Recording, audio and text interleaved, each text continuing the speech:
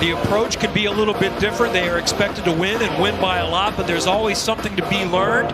For Chicago State, they're dealing with some significant injuries. One of their key players, Quincy Allen, is out for 6 weeks with a broken finger. It's a game of confidence, and if you are 0-8, that's one of the biggest things you have to struggle with, is trying to find confidence. And John Tonje picks up where he has left off. He was a really solid player at Colorado State, went to Missouri last year, was really never healthy. Shut it down after 8 games, and what an extra season it's been for him.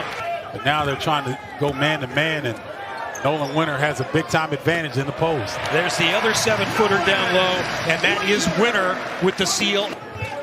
3 very experienced players on the floor, and then a sophomore like Blackwell, who turns it over this time, and that will lead to a lay-in for Noble Crawford to get Chicago State on the board.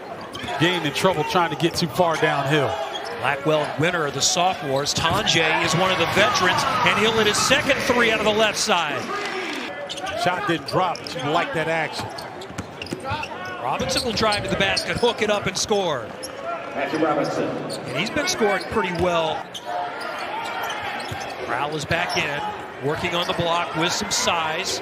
He is very patient, and his soft touch with the right hand toss puts the Badgers back up by 10. And it's a trend now. If you're going to be top of college basketball, you have got to score the basketball at a high clip. Wisconsin will turn it over, and a throwdown. More time at Jernigan, one of only really a couple of people that play that returned from last year's team at Chicago.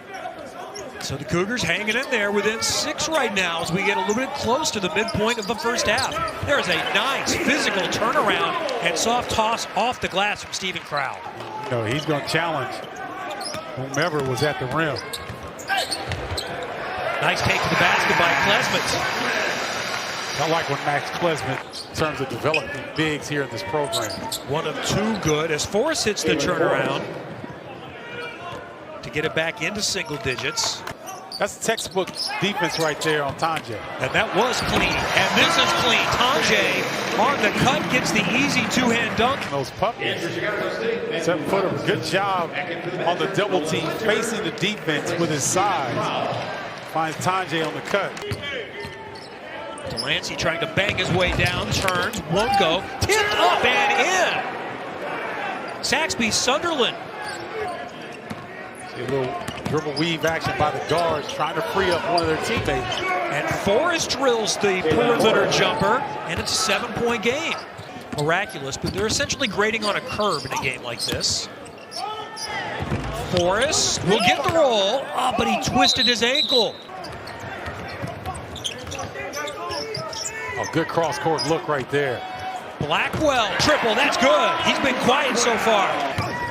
Strong take by Tonje, cut off. He'll fade back, rolls out, and there's Crowell for the easy putback. Stephen Crowell doing a great job of positioning himself weak side.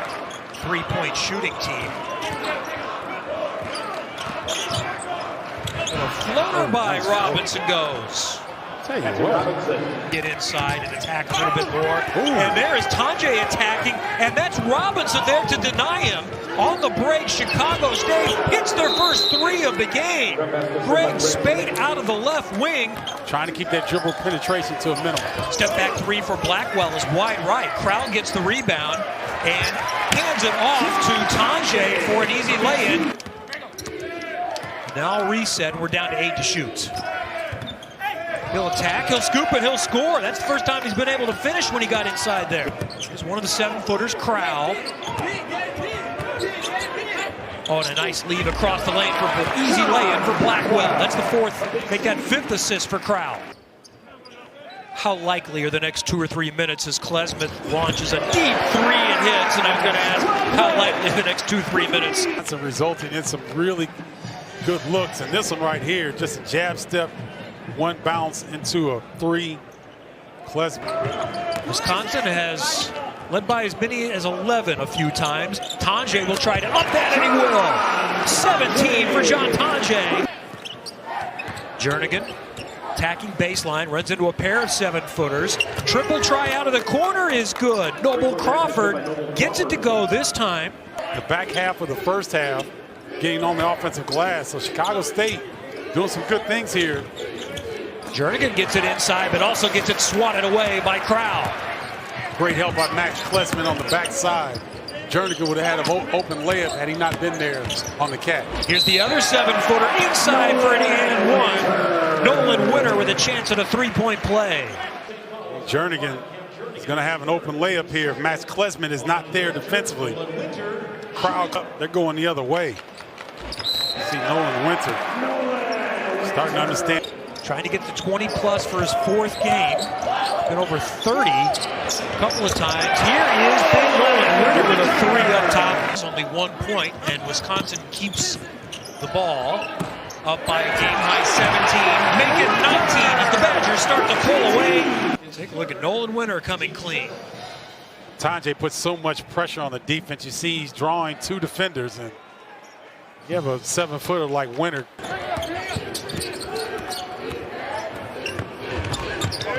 Nice move.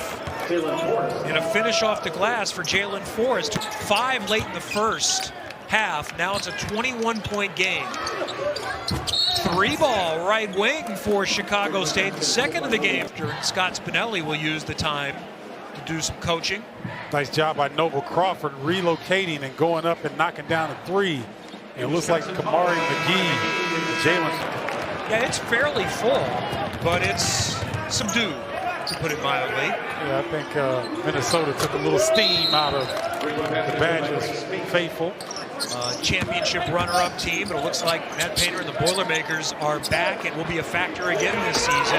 There's a 3-ball up top for Xavier Amos. Blackwell on the steal. He's been relatively quiet today. He can't finish this one. Janicki got the rebound, got it back, hits the triple out of the corner. And Spinelli with the rebound. And he'll push in transition. Spade will pull up and hit. A three not long ago, hits that pull-up. By the way, Robinson hobbled off, hopefully okay. The other injury we saw was Chicago State, who cannot afford any more. Forrest earlier on came down awkwardly. He's been back in the game, so it looks like he is okay at this point. Here's Amos, just hit a three, hit another one up top. Those are big for Xavier. Nice job taking advantage of these 2 threes. 24 is the biggest the lead has been for Wisconsin. They never trailed.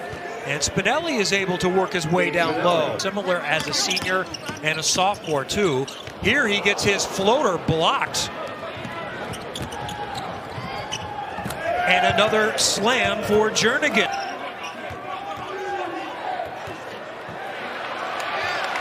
Daniel Freitag, I think, could be very similar to Kamari McGee in that if you utilize that athleticism and defend, he can get more minutes on.